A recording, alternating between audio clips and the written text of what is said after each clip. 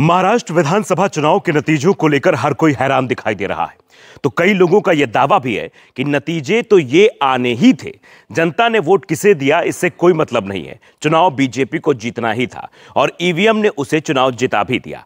अब ईवीएम को लेकर शिकवे गिले होने लगे हैं। ईवीएम फिर से एक बार बेवफाई की राग अलापने लगी है। लेकिन यह साफ है कि चुनाव परिणामों को अब पलटा नहीं जाएगा, क्योंकि खेल 20 नवंबर को ही नहीं उसके बाद हुआ है और इस खेल को एमवीए होते हुए देखता रह गया।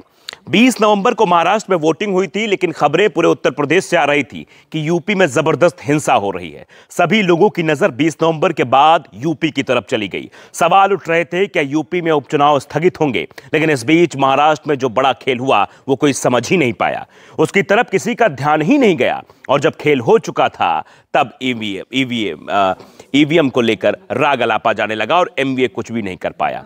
ज्यादा से ज्यादा चुनाव आयोग तक की दौड़ लगाई जाएगी। अब हम आपको बताते हैं कि आखिर खेल क्या हुआ जिसने महाराष्ट्र का पूरा चुनाव ही पलट कर रख दिया। एमवीए की तरफ से अगर पहले से तैयार होती ऐसी रणनीति तो चुनाव परिणाम कम से कम ऐसे नहीं आते। तो कैसे महाराष्ट्र में महाविकास अघाड़ी गठबंधन के साथ बड़ा खेल हो गया, इसी पर आज हम अपनी स्पेशल रिपोर्ट में बातचीत करेंगे। नमस्कार, आपके साथ मैं हूं आदित्य कुमार और आप देख रहे हैं द नवदर्पण न्यूज।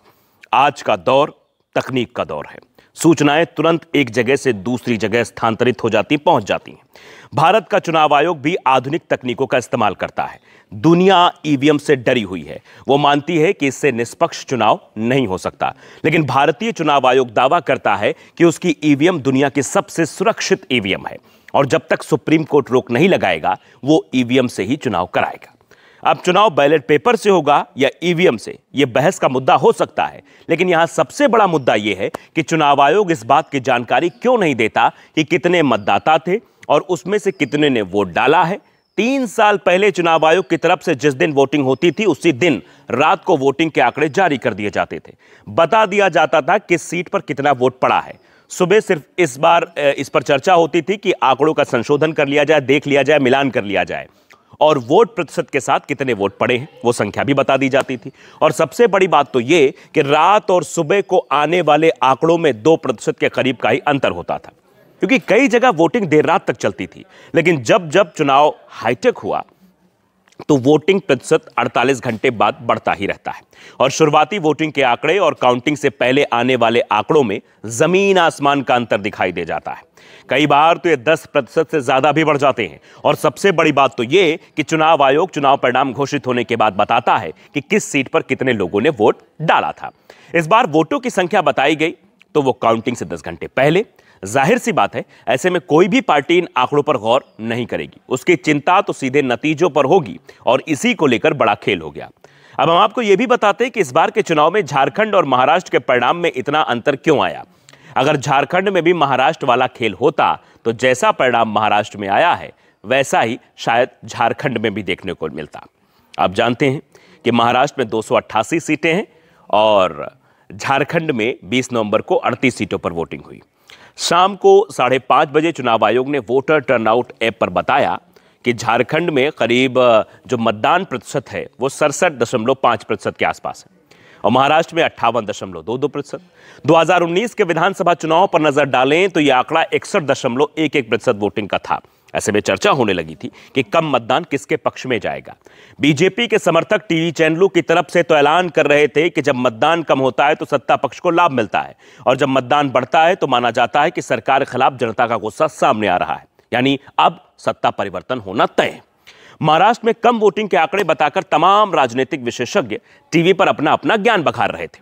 वो कह रहे थे कि महाराष्ट्र में महायुति की सरकार बन रही है तो झारखंड में वोटिंग प्रतिशत 3 से 4% ज्यादा है, इसलिए वहां सत्ता पलट रही है। महाराष्ट्र में महाविकास अघाड़ी गठबंधन की तरफ से भी 58% मतदान को लेकर मंथन शुरू हो गया था। आंकड़े निकाले जाने लगे थे कि किसके क्षेत्र में वोटिंग कम हुई है।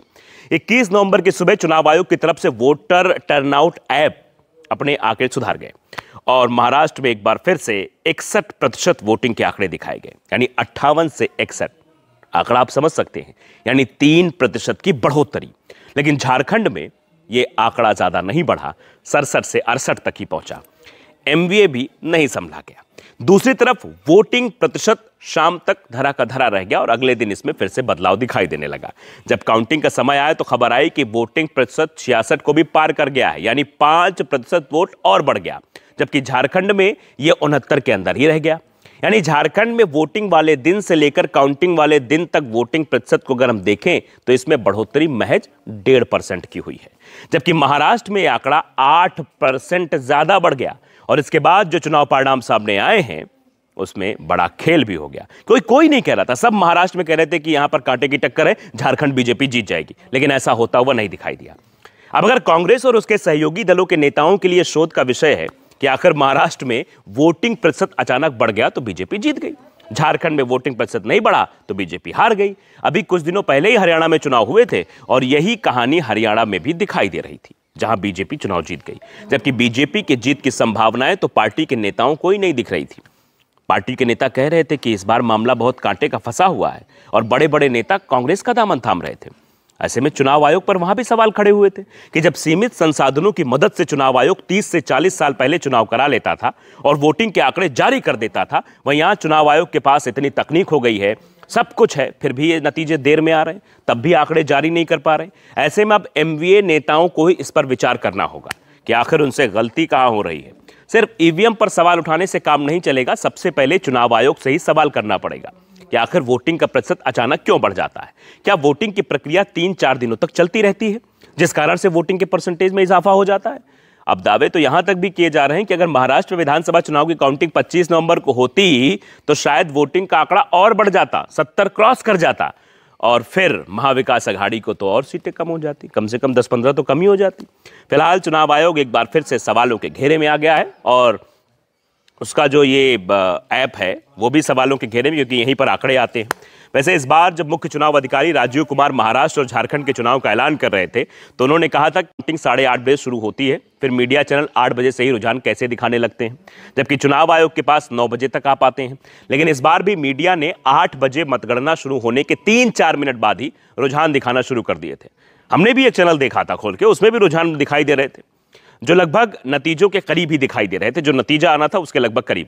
ऐसे में सवाल मीडिया पर नहीं बल्कि चुनाव आयोग पर उठने चाहिए। जब चुनाव आयोग ये कहता है कि 8:30 बजे के बाद आंकड़ा आता है तो फिर ये 8 बजे मीडिया के पास कैसे पहुंच जाता है?